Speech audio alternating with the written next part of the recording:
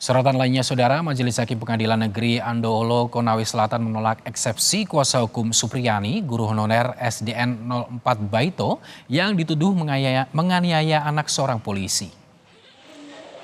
Dalam putusan setelah Hakim Pengadilan Negeri Andoholo, Konawe Selatan, Majelis Hakim menolak eksepsi dari kuasa hukum terdakwa Supriyani dan meminta kasus dilanjutkan ke tahap berikutnya.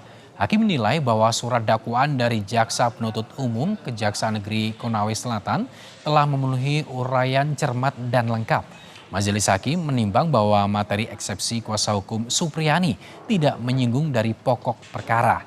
Selanjutnya, untuk menguji surat dakwaan JPU, Hakim menetapkan untuk melanjutkan ke tahap selanjutnya.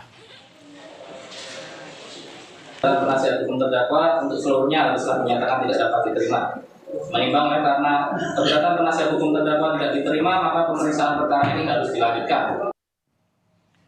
Usai pembacaan putusan setelah, Saudara, Hakim melanjutkan sidang terdakwa Supriyani dengan materi pemeriksaan saksi anak yang berlangsung tertutup.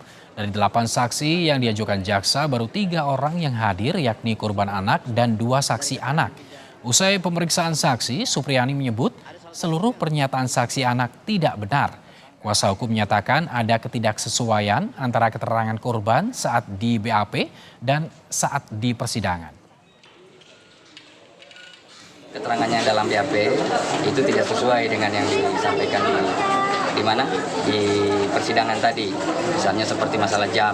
Di BAP DAPA mengatakan jam 10. Itu kemudian di sini menyatakan lagi bahwa dia dipukul jam 8.30. Kemudian 2 anak tadi, ada satu juga menyatakan lagi jam 10. Kemudian yang satu saksi tadi yang terakhir juga mengatakan tidak tahu.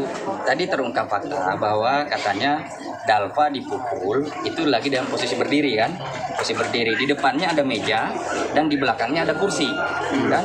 Nah kursi itu setinggi bahu kalau dia duduk. Jadi kalau dia berdiri, kursi itu tentu menutupi pahanya, kan itu lukanya sejajar toh, sejajar di paha.